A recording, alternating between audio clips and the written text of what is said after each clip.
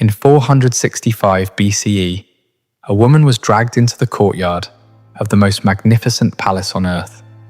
What happened next was so brutal that even the hardened soldiers who witnessed it couldn't speak of it without trembling.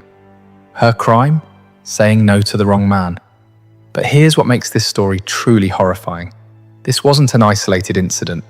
This was just one day in the Persian royal court, one crime in a decades-long pattern that turned the world's most beautiful palace into a chamber of psychological torture. And the man responsible, you know his name, you've seen his armies in movies, but you have no idea what he really was. History wants you to remember King Xerxes I of Persia as a warrior, as the man who led millions against Greece, as the builder of monuments that defied imagination. That's the story we tell ourselves because it's easier to digest.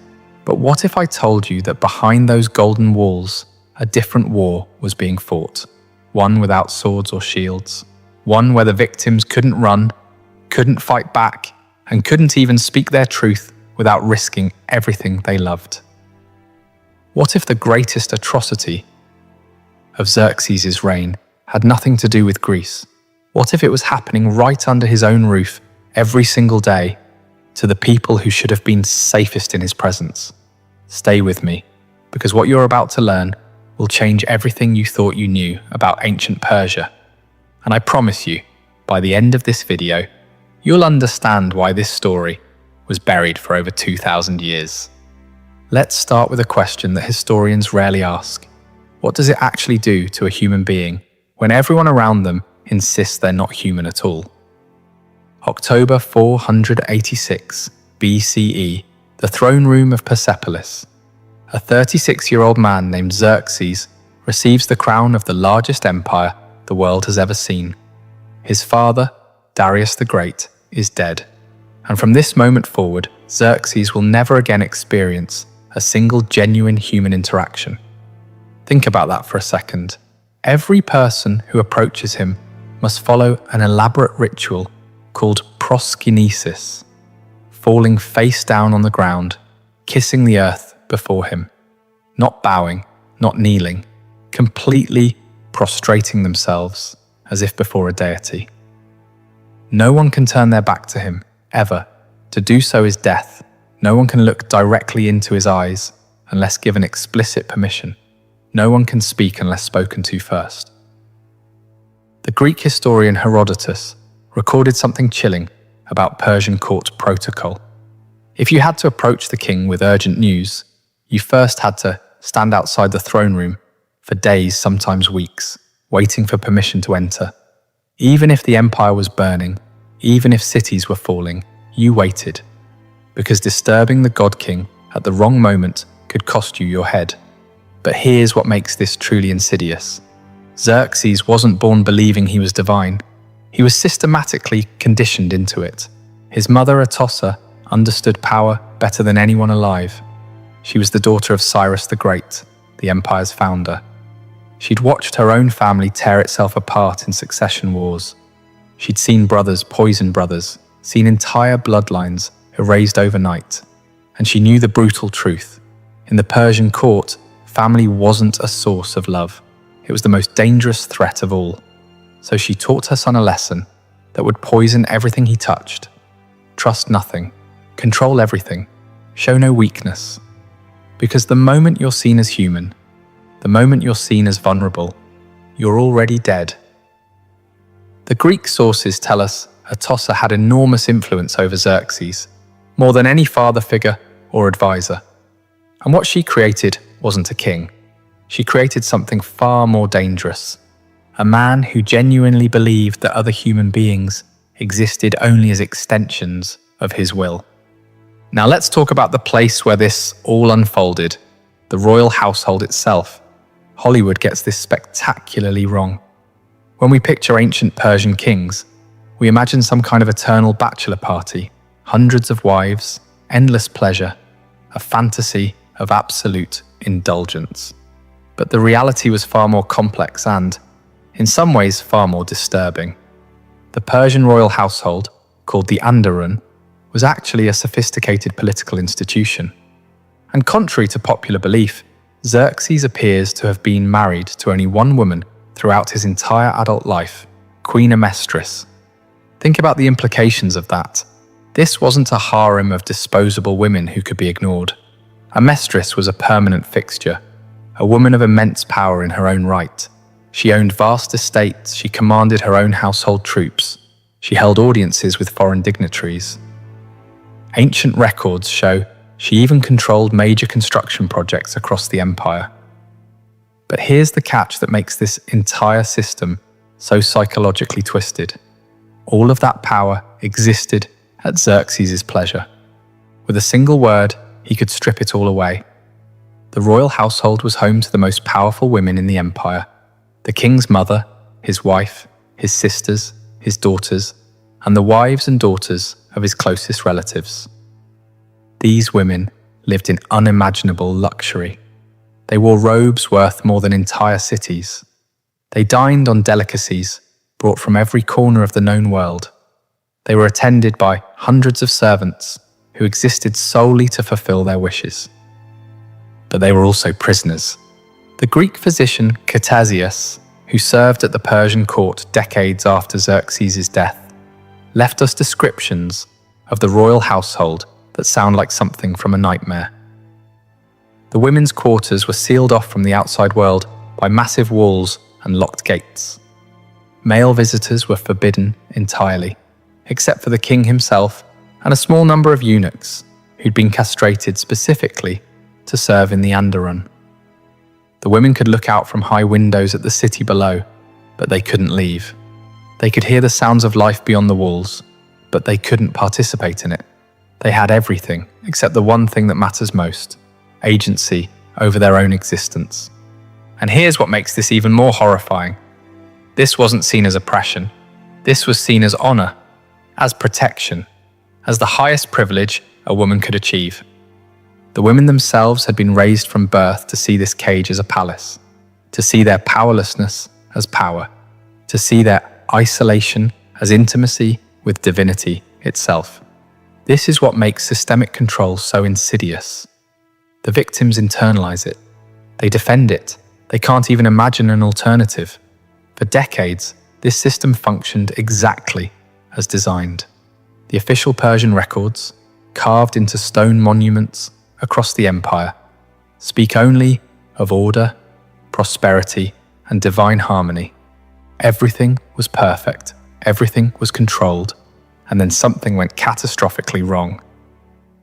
Here's where Herodotus enters the story. Writing about 30 years after Xerxes' death, he recorded an incident so disturbing that scholars have debated its authenticity for over 2 millennia. And I want to be clear with you, Herodotus was Greek, writing for a Greek audience who had every reason to hate Persia.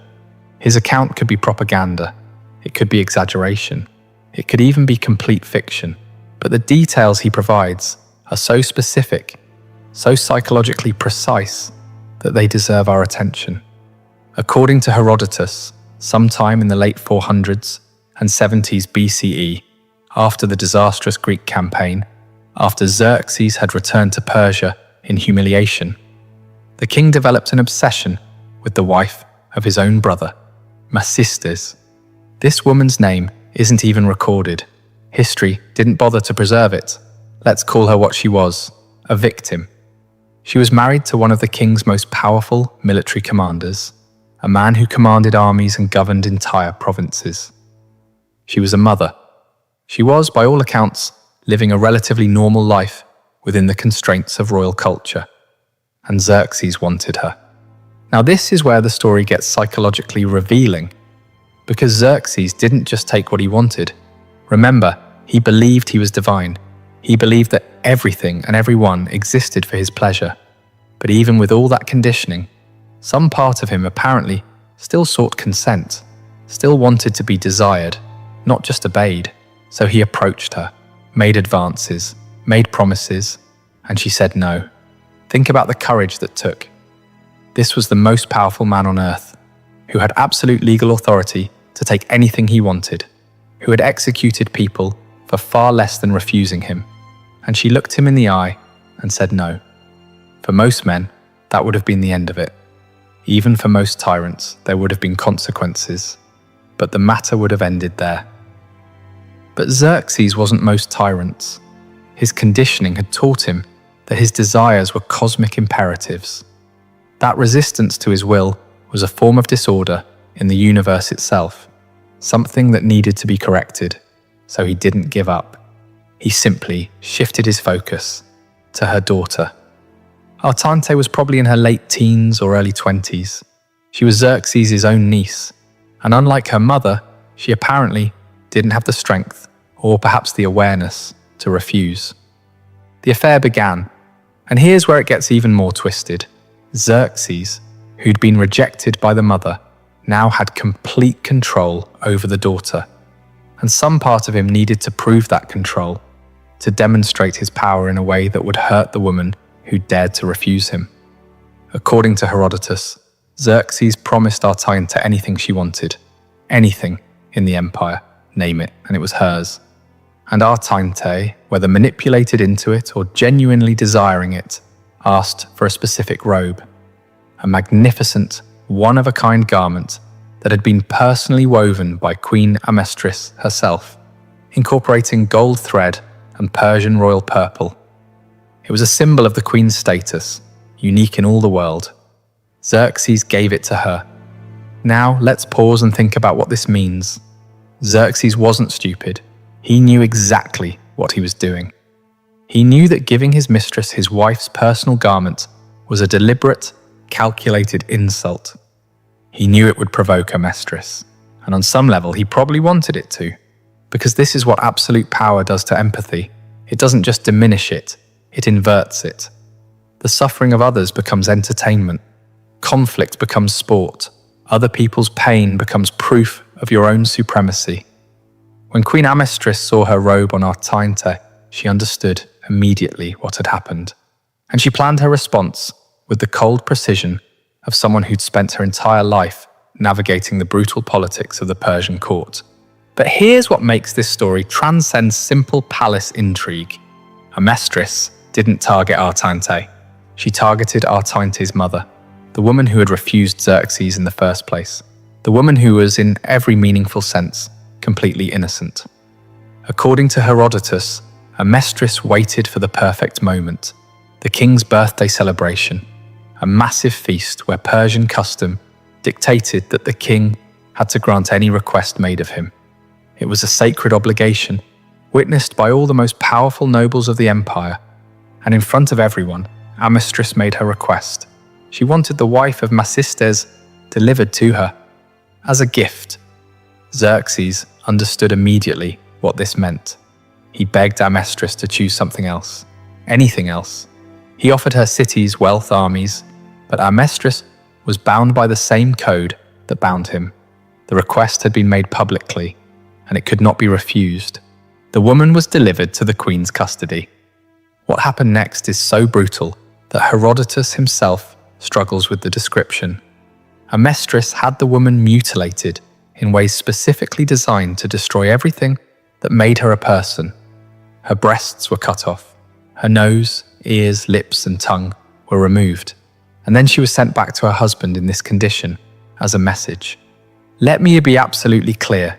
This is one of the most horrifying acts of cruelty recorded from the ancient world. It's almost impossible to process the level of sadism involved. But we need to understand the psychology behind it. Amestris wasn't just punishing a rival. She was making a statement about power in the royal household. The message was clear. I am the queen. My authority in this domain is absolute, and anyone who becomes an object of the king's desire, even unwillingly, will be destroyed so completely that they'll serve as a warning for generations. But there's another layer here that's even more disturbing. By targeting